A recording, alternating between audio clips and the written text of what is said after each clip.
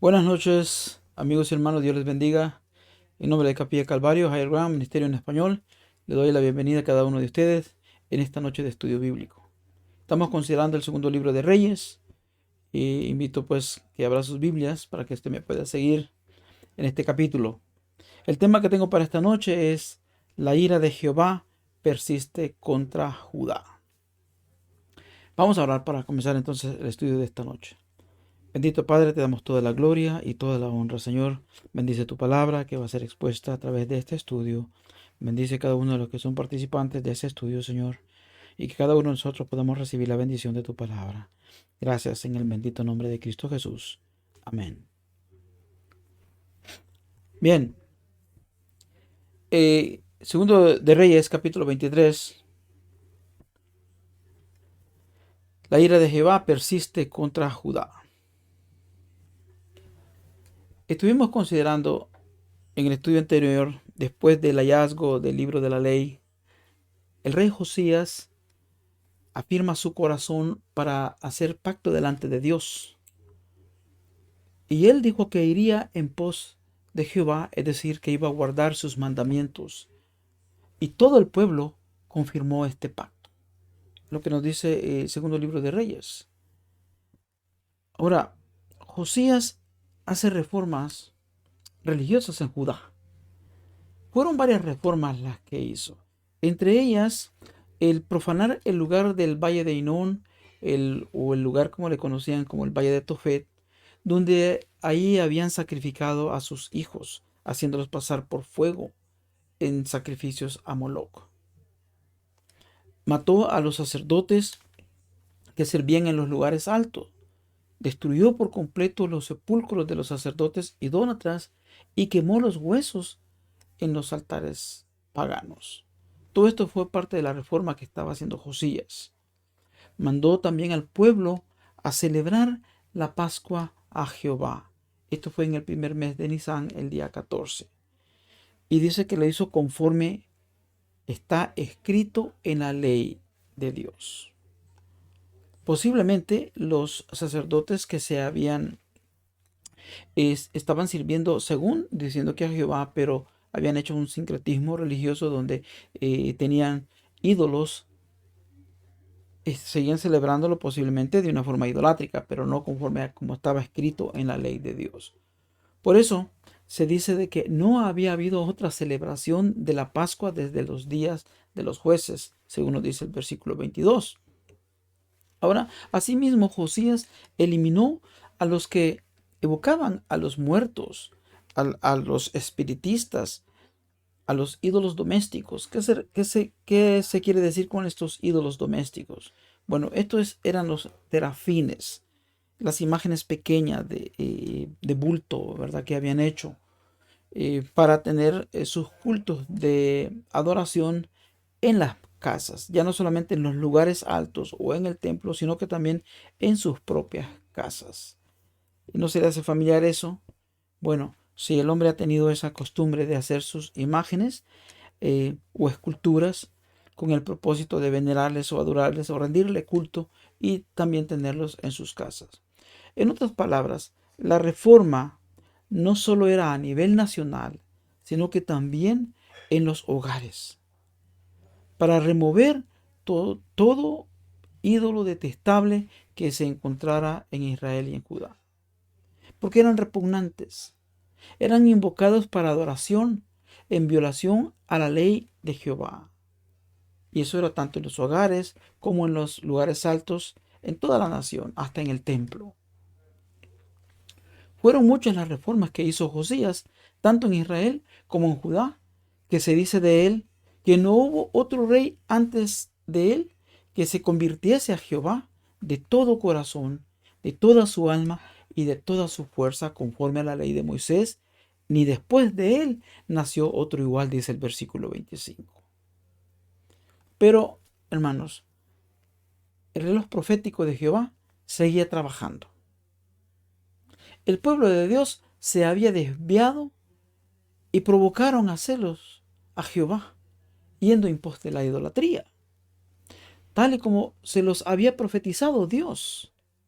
para darles a conocer el carácter de Jehová y cómo Él, siendo el Dios todopoderoso y el omnisciente, les había dicho, les había dado a conocer anticipadamente lo que iba a suceder.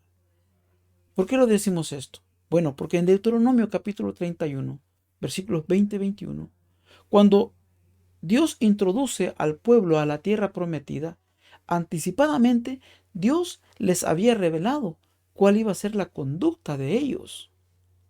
Esto era para que el pueblo se hubiera arrepentido, que hubiera cambiado de proceder, sabiendo de que Dios anticipadamente les iba o les estaba diciendo cuál era la conducta o la actitud que ellos iban a tomar.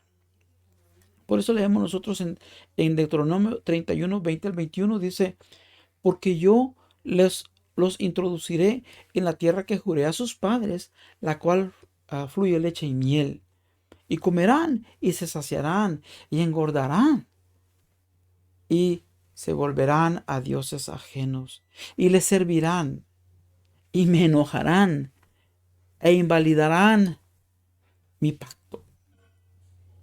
Y cuando les vinieren muchos males y angustia, entonces este cántico responderá a su cara como testigo, pues serán recordados por la boca de sus descendientes, porque yo conozco lo que se proponen de antemano, antes que los introduzca en la tierra que juré darles. ¿Ha escuchado usted alguna vez el te lo dije? Esa es una de las frases más escuchadas y odiadas. ¿Sí o no? Si alguna vez te ha tocado ser castigado con esta frase, es porque algo de cierto hay en ella, ¿verdad? ¿Cuántas veces has escuchado el te lo dije? ¿O cuántas veces incluso tú lo has aplicado cuando tú has tenido que advertir algo y después sale como lo dijiste? Dices, te lo dije. Sí, cuando uno escucha esta frase es porque sabe que fallaste en algo de lo que ya te habían advertido. El hecho de escuchar un te lo dije sienta fatal a quien lo escucha y con mucha razón, porque su única función es el recalcar que has metido la pata y que su criterio está sobre el tuyo. Sí, y es lo que estaba pasando.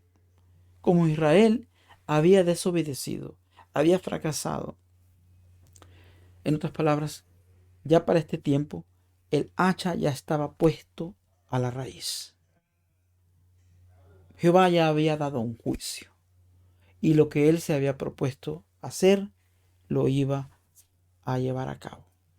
Los últimos días de Judá como reino independiente se acercaban rápidamente a su fin. El pueblo, a pesar de todos los tratos misericordiosos de Dios con ellos, a pesar de todos los juicios y advertencias que había enviado a sus padres, a pesar de la influencia y el ejemplo de los buenos reyes y santos profetas que él había suscitado, se estaban volviendo peor y peor cada día. ¿No se le hace familiar a usted la actitud que está tomando la gente hoy en día? Aún los que dicen ser creyentes, aún los que se identifican con el pueblo de Dios. Más de 100 años antes, Dios ya había abolido el reino de Israel. Ya habían sido llevados cautivos a lo que era Asiria. Y ahora el reino de Israel, donde habían estado las otras 10 tribus, Samaria pues era la capital. Cuando las 10 tribus fueron llevadas en cautiverio, era para que Judá también hubiera enmendado su proceder. Ahora sus grandes idolatrías lo estaban llevando también a la destrucción del reino de Judá. Por lo tanto, ya estaba cerca su fin. Por eso, la ira de Jehová persiste contra Judá. Sí, en este capítulo 23, versículos 26 al 27, Dice ahí que con todo esto Jehová no desistió del ardor de su gran ira, ya que su ira se había encendido contra Judá por todas las cosas con que Manasés le había provocado. No solamente los anteriores, sino incluyendo los más últimos como Manasés. Entonces dijo Jehová, también quitaré de mi presencia a Judá, como quité a Israel. Desecharé esta ciudad que escogí, a Jerusalén y a la casa de cual había dicho, ahí estará mi nombre. Sí, hermanos. En el año 609 antes de Jesucristo, en la batalla de Megido, el faraón Necao, rey de Egipto, subió contra Asiria. Pero para evitar pasar por los terrenos del rey de Babilonia, porque ya Babilonia también ya estaba subiendo como imperio, los egipcios deciden pasar por los linderos de Judá. Por alguna razón Josías no quería permitir que el ejército de los egipcios pasara por sus linderos, por su territorio. Así es que rumbo a Carquemis, Necao, el faraón de Egipto, trató de razonar con él, con Josías, porque Josías fue a interceptarlo, no quería que pasara por ahí. Pero Necao, el faraón de Egipto, trató de razonar con él para asegurarle que no tenía interés en Judá. Usted puede encontrar también el relato en el segundo libro de Crónicas, capítulo 35. Necao incluso llega a afirmar que es la voluntad de Dios que él confronte a Babilonia y que lo haga rápido. Segundo de Crónicas 25-22, identifica que estas palabras, dice allí, el rey Necao dice que era de la boca de Dios, procedía de Dios, era la voluntad de Dios. En otras palabras, Necao estaba cumpliendo la voluntad de Dios y le estaba diciendo a Josías, no te metas. También en el libro de Antigüedades de los Judíos, Flavio Josefo, el historiador, en el capítulo 10, libro décimo, capítulo 5, sección 1, comenta contra esto. De hecho, cuenta Josefo que, voy a citar como lo escribió Josefo, dice, creo que el destino lo empujaba a tomar esa actitud para provocar su perdición. Y un egipcio lanzó una flecha que calmó su ardor belicoso. Y como sufría mucho, hizo sonar las trompetas y se retiró a Jerusalén. Murió de esta herida y fue sepultado en los sepulcros de sus antepasados. Fin de la cita de Flavio Josefo. Sí, eso fue lo que sucedió también en este capítulo, lo encontramos en el capítulo 23 del segundo libro de Reyes. Interceptó a Necao, creyendo él tener el favor de Dios por todas las reformas que estaba haciendo, pero no pudo discernir que el hacha ya estaba puesta a la raíz. Aunque Dios le mostró favor a él, sí, por todas las cosas que estaba haciendo. Grandiosamente, él había hecho cambios en su vida y de seguro pues tenía el favor de Dios. Pero Jehová ya había decidido sobre Judá y podemos decir que personalmente, pues sí, este tenía salvación y todos aquellos que se habían arrepentido y que al igual que Josías habían transformado su vida, se habían arrepentido y su corazón había sido transformado. Pero ya como nación ya se había perdido ese favor y lo que Jehová había determinado hacer lo iba a llevar a cabo. Al igual que este mundo, este mundo ya está destinado a la destrucción.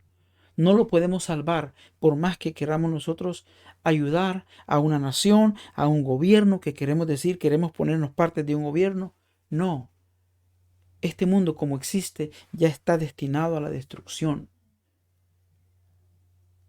Pero sí podemos nosotros hablar de la palabra de Dios y que muchas personas pueden recibir la transformación espiritual que les va a salvar de la ira venidera.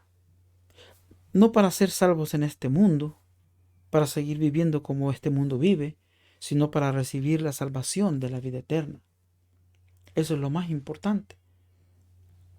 A la muerte de Josías le sucede al trono su hijo Joacás. Pero el reinado de Joacás no reinó mucho, solo fueron 3 meses. ¿Qué pasa? Bueno, Necao andaba por los alrededores, el faraón de Egipto. Entró en controversias con este rey y dice que lo tomó preso y se lo llevó cautivo para Egipto. Y total es que lo puso prisionero y de Egipto nunca regresó, es decir, allá murió. Por eso nosotros leemos en el versículo 34, dice, ¿no?, que entonces Faraón Necao puso por rey a Eliaquín, su otro hermano, es decir, el otro hijo de Josías. Lo puso pues como rey de Judá. Vemos que ya no fue un rey puesto por Jehová. Sí, por la voluntad de Jehová, sí, porque lo permitía. Pero quien lo nombró rey fue Necao, el faraón de Egipto. E incluso le cambió el nombre y le puso Joacim. Es por eso cuando nosotros buscamos en los diccionarios, tenemos que fijarnos bien porque algunas controversias existen por los cambios de los nombres. Algunos alteran las fechas que estos existieron o reinaron para su propio beneficio porque quieren, especialmente los que son alarmistas, que buscan las fechas, que quieren encontrar fechas para poner tiempos del fin y querer poner sus propias fechas, alteran las fechas de cuando estos reyes gobernaron para su propio beneficio. Pero consulte las enciclopedias y usted se va a dar cuenta cuando reinaron estos reyes. Algunas diferencias están entre 1 o 2 años, pero como mencioné, en el 609 Necao había hecho esta guerra y ahora vemos que Necao pues pone a un rey ahí en Jerusalén. Le cambia nombre y en vez de Eliaquín le cambia a Joacim y se lleva pues a Joacás prisionero a Egipto. Joacim pagó a Faraón la plata y el oro. Y también lo hizo evaluar la tierra para tener que dar dinero conforme al mandamiento de Faraón. Así pudo sacar Faraón la plata y el oro del pueblo de la tierra según la estimación que hizo. Es decir, el impuesto de Hacienda para dárselo a Faraón Necao. Tenía que hacerlo esto el nuevo rey Joacim. Joacim pues aquí nos damos cuenta que es el fin de los reyes de Judá. Ya se había presentado. Este nuevo rey de Judá, Joacim, se convirtió en un vasallo de Egipto, rindiendo tributo de todo el pueblo. Sí, el favor y protección de Jehová ya no estaba con el pueblo. Y se había realizado lo que se había profetizado, que Jehová traería juicio por medio de otras naciones malvadas. Ahora nosotros podríamos preguntarnos, dado que Israel se había vuelto pues una nación malvada y habían fallado en ese entonces, pero aún en su estado peor, aún en su estado que como estaba, podríamos decir, bueno, pero las otras naciones también eran naciones vecinas paganas que no adoraban a Dios. Y a menudo uno podría pensar, quizás era mejor. Bueno, no del todo sí, porque Israel era una nación dedicada a Jehová. Pero, así como las reformas de Josías, uno llega a preguntarse, ¿por qué tenía que ser destruida la nación? ¿Y por qué las otras naciones no? Bueno, no es del todo necesariamente así. ¿Por qué? Porque nosotros encontramos en el libro de Isaías, en los capítulos 13 al 23, ahí se dieron 9 naciones diferentes. Y Dios les advierte que el tiempo otorgado por Dios para su arrepentimiento ya había pasado y que iban a ser objeto de sus juicios. ¿Qué quiere decir todo esto? Bueno, que Dios trae juicio a todos, pero cada cosa va en su tiempo. Y Jehová utiliza las mismas naciones malvadas para traer juicio contra otros, y así unos para con otros. De hecho, Salmos 82:8 dice: levántate, oh Dios, juzga la tierra, porque tú posees todas las naciones. Dios es el dueño, y lo que Él quiere, Él hace. En Joel 3:1 al 2 dice: y he aquí que en aquellos días y en aquel tiempo, cuando yo restaure de la cautividad a Judá y a Jerusalén, reuniré a todas las naciones y las haré descender al valle de Josafat. Este valle de Josafat es el mismo valle de Hinón, es el mismo valle de la decisión. Es lo que en Apocalipsis dicen, en hebreo le llaman Armagedón. Bueno, allí entraré, dice, en juicio contra ellas a causa de mi pueblo, de Israel, mi heredad, el cual esparcieron entre las naciones y luego se repartieron mi tierra. Sí, de todas maneras, aunque Jehová, por medio de las naciones perversas, permite que sea disciplinado Israel, lo castiga, como dice al que él ama, a él disciplina. Bueno, pero es su pueblo. Y entonces, pero también trae juicio contra aquellas otras naciones. Dios es soberano y a su debido tiempo Él da a cada quien lo que merece. Para reflexionar, hermanos, es muy interesante que muchos de los problemas en los cuales enfrentó Josías en su tiempo, que también puedan existir hoy en día. En cierto sentido, sí, en cierta forma, pues más o menos similar, porque la idolatría sigue hasta hoy en día. Eh, se dice que somos el templo de Dios, ¿verdad? Pero muchas veces nosotros también caemos en acciones idolátricas, tal vez no con imágenes, sino idolatrando otros dioses, es decir, nos hacemos dioses de las debilidades o de las cosas que en este mundo son atractivas a los ojos, o de líderes religiosos, o de líderes políticos, los idolatramos con su poder de palabra que tienen para controlar las masas y sus ideas y mentiras que a veces dicen para controlar y hacer las cosas a su propio beneficio. Idolatramos a estas personas. Hay que tener mucho cuidado. ¿Por qué? Porque como templos del Espíritu Santo que somos, tenemos que mantenernos limpios. Hoy en día, en nombre de la tolerancia, se aceptan prácticas y costumbres inmorales como algo que es una alternativa de la vida. La identidad de género ha sido puesta en tela de juicio y hay muchas opiniones y se hacen enojar. Las personas se enardecen y se señalan unas contra otras y a veces llamándole con nombres horribles, feos unos para con otros, aún creyentes. Pero hay que tener cuidado porque también dice que todo aquel que dice una palabra execrable contra otro se expone al fuego del Gehenna. Muchos de los sacerdotes que eran piadosos en el tiempo de Josías se habían resignado a vivir con esos ídolos paganos como una situación que sencillamente tenían que tolerar. Ahora, como parte de la renovación que había traído Josías, los sacerdotes paganos tuvieron que pagar el precio y fueron ejecutados porque tenían hábitos horrorosos. Quemaban niños, los ofrendaban y los echaban vivos al fuego en honor al dios Moloch. Y que para que no escucharan el llanto de estos niños que eran lanzados al fuego, hacían mucho ruido con sus instrumentos para que no escuchara estos, con sus tambores, para que así a la hora de que ofrecían estos niños al fuego, no escucharan estos clamor de estos niños que eran torturados en el fuego. Ahí muchas vidas inocentes de los niños fueron tirados al fuego. En nuestra sociedad actual no echamos a los niños al fuego de Moloch, pero todas las ciudades están llenas de perversos que a veces se toleran y abusan de los niños.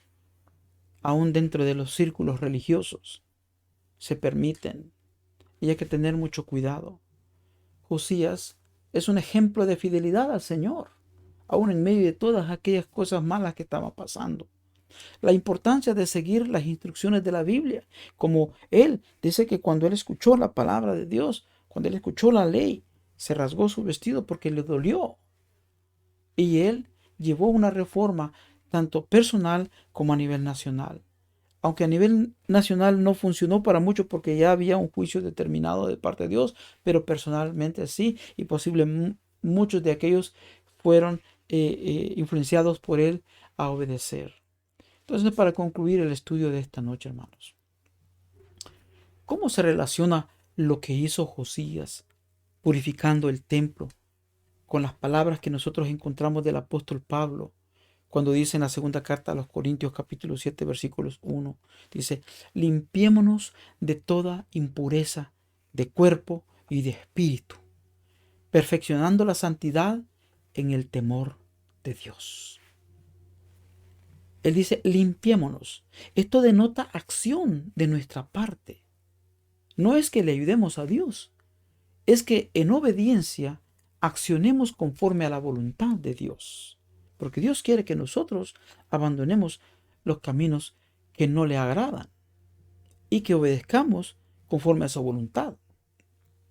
Somos justificados en Cristo. Sin embargo, debemos de vivir a la luz de esa posición, la posición de ser justificados. Porque el ser justificados en Cristo no es que nos permita hacer lo que nos da la gana o vivir una vida en disolución. No. Por lo tanto, somos urgidos a completar nuestro llamado por medio de la santificación progresiva. Sí, porque es algo progresivo, no es algo que de una vez recibimos, sino que es algo progresivo. La santificación es del diario de vivir, el diario de vivir hasta que lleguemos a la persona de Cristo, la cual es la voluntad de Dios, llevarnos a ser igual que su Hijo Jesús. Esta es una lucha permanente. Así como la salvación es un regalo gratis, pero también es un costoso compromiso. Así lo es también la santificación. Este concepto es verdadero para los cristianos llamados a ser santos hoy en día, a vivir en santidad. Pero es algo que no es fácil, pero tampoco es imposible. Todo lo podemos en Cristo que nos fortalece, dice la palabra. Tenemos que confiar. ¿Por qué? Porque es la voluntad de Dios que todas las personas se salven. Y nosotros, como los que ya hemos recibido ese don, que no lo merecíamos, ¿cierto? Pero porque es un don por la gracia, ¿verdad? En Cristo Jesús. Pero ahora que lo hemos recibido, también somos llamados a hablar a otros para salvación. Así es que yo te animo a que compartas estos videos y que seas parte de llevar el Evangelio a otras personas que no lo conocen. Si te ha gustado el estudio de esta noche, compártelo con tus amigos y vecinos, con tus familiares. Dale un like también. Si no te has suscrito y es primera vez que sintonizas, te sugiero que te suscribas para que seas notificado cuando recibimos o cuando subimos estos videos. Que Dios les bendiga y que pasen buenas noches. Dios les bendiga.